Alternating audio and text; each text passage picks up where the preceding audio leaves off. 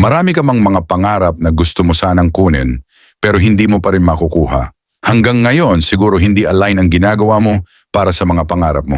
Ganito kasi yan, pag ang pangarap mo ay makabili ng bahay at lupa, pero nag-i-stick ka pa rin sa walang ipon at hindi gumawa ng side hustle.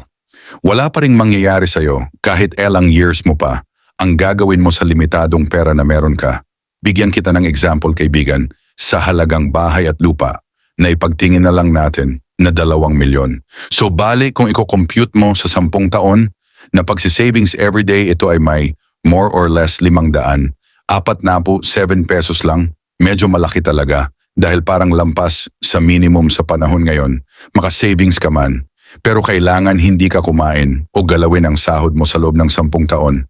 Medyo weird kumbaga. Pero ang tanong, makakaabot ka ba sa taon na yan? Siguro, kahit isang araw, ay surrender ka na sa pangarap na savings mo para sa house and lot na gusto mo. Sa panahon ngayon, ang daming pwedeng gawin.